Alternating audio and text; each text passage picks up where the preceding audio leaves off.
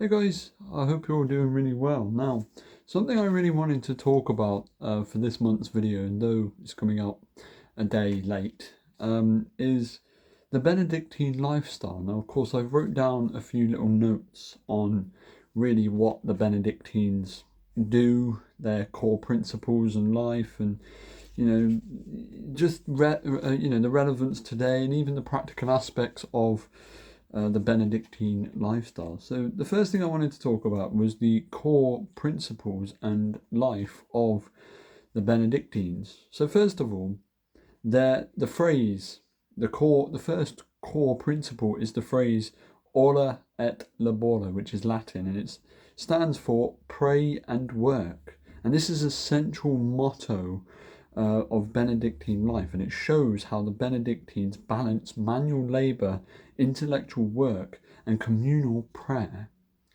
which is pretty cool to know. Now, another thing I wanted to talk about when it comes to the core principles is the rule of Saint Benedict.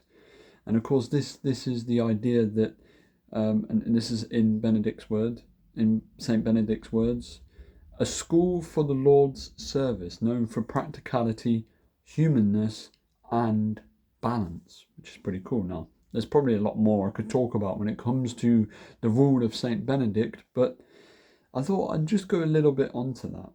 And then, of course, there are 3 vows when it comes to the core principles of the Benedictines. Unlike other orders, Benedictines traditionally take vows of stability, the act of staying at one monastery for life, fidelity to the monastic life, and obedience, which is pretty cool. And I think we could take those things into, our own life. Now, another thing I wanted to talk about is the idea of stability when it comes to the core principles and life of Benedictines. Stability as a counter is really used as a countercultural act in a fast-paced world. The vow of stability provides deep-rootedness and community in one place. And we see it in this world, everything's fast-paced, everything's just over the top. And the idea of stability just really calms everything down and slows everything down so you can have enough faith for God. And then the final thing when it comes to core principles in life I really wanted to talk about is conversatio morum, which I think I've just completely butchered. It's Latin and it stands for conversion of life. And this is the ongoing commitment to change, grow, and align one's heart with God. Now, those are the main, core principles I really wanted to just talk about, because obviously, I'm not going to talk about every single one of them because we'd be here forever.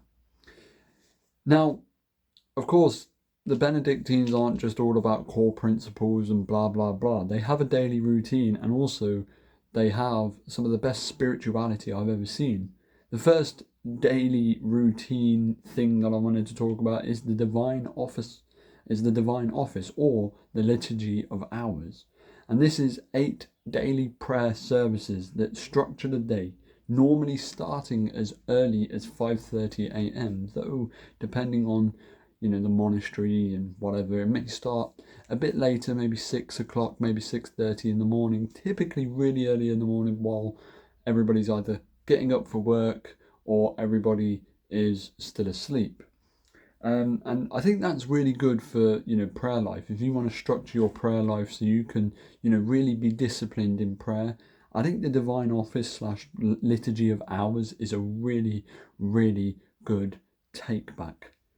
The next thing is Lectio Divina. And Lectio Divina is something I do pretty much every single day. Though at the moment I've kind of stopped it a little bit, though I should probably get back into it. Lectio Divina is the slow, meditative reading of scripture and spiritual texts. Again, it doesn't have to be scripture or the Bible. It can be spiritual texts like books from other Benedictine monks or whatever. It can be spiritual texts of some kind that have relevance to Christianity. Another thing is silence and listening. Now, the rule begins with listen, or order, which is order is the idea of it's a Latin for listen. That's the best way of putting it. Now, this emphasizes a listening with ear of the heart, and we live in a world where everything's so loud, everything's so destructive, so disruptive, really, and silence in this world, yes, can be difficult, but actually is a really, really sensible thing.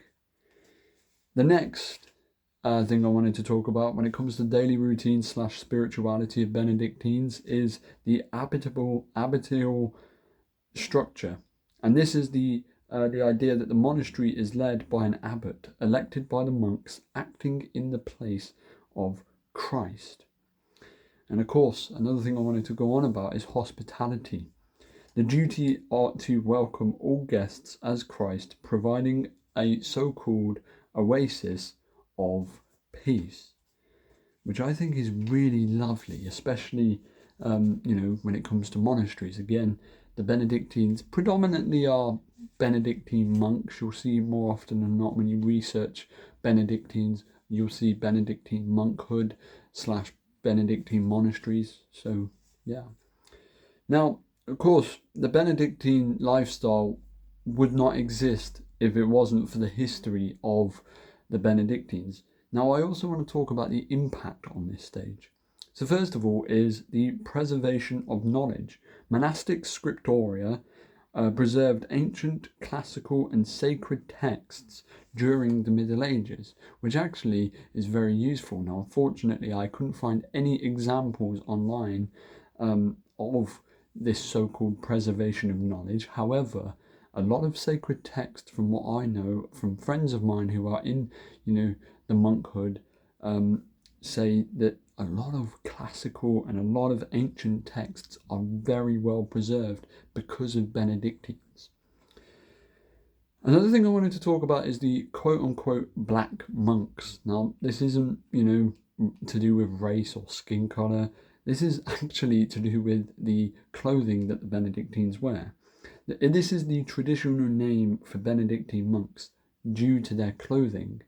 More often than not, when you look to Benedictine monks, they will be wearing pure black. Nothing else. Very rarely will they ever wear colours. Unless, of course, they are doing the liturgy of the Eucharist, or they may be at a Sunday service.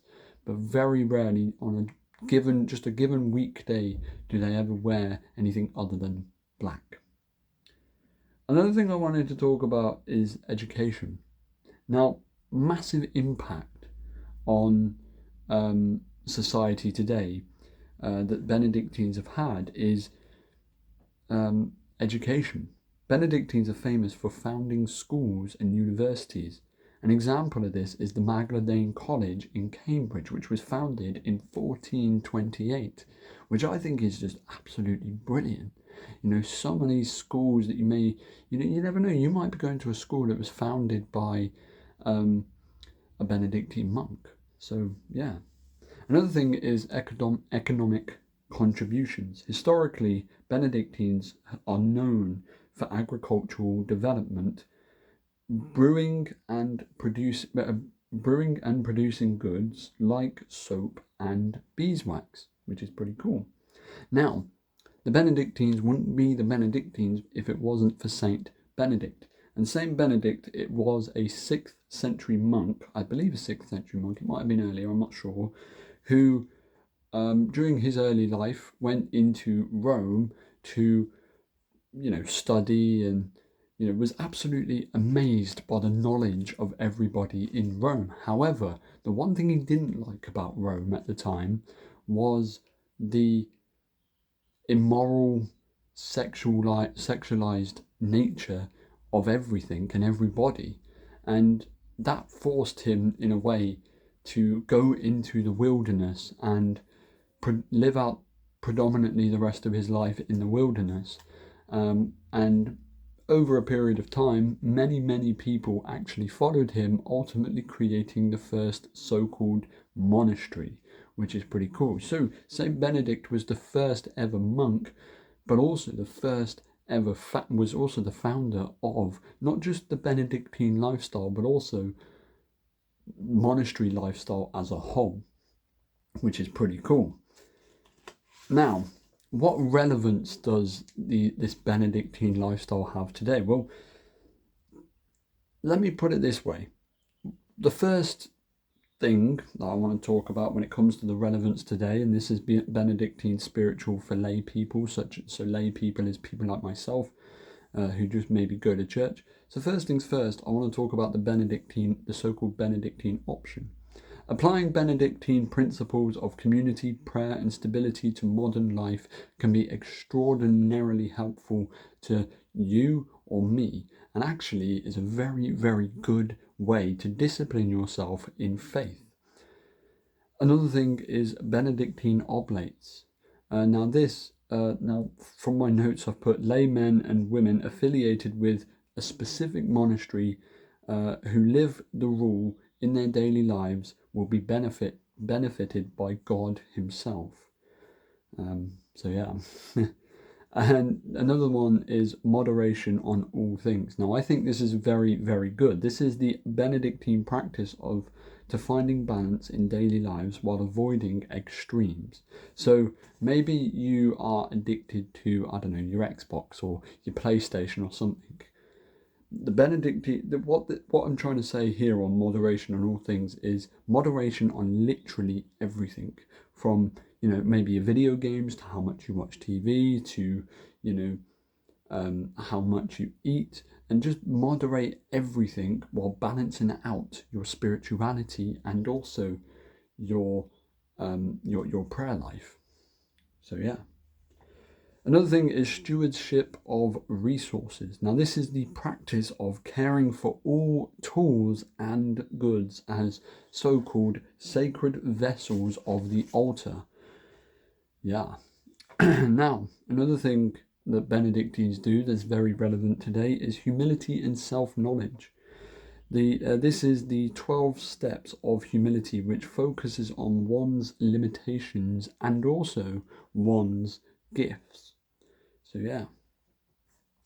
Now, the final thing I really wanted to talk about when it comes to the Benedictine lifestyle is the practical aspects. First of all, they believe work is a dignity. Every job, from cleaning to administration to some retail job, is seen as sacred work, which I think is absolutely fantastic to know.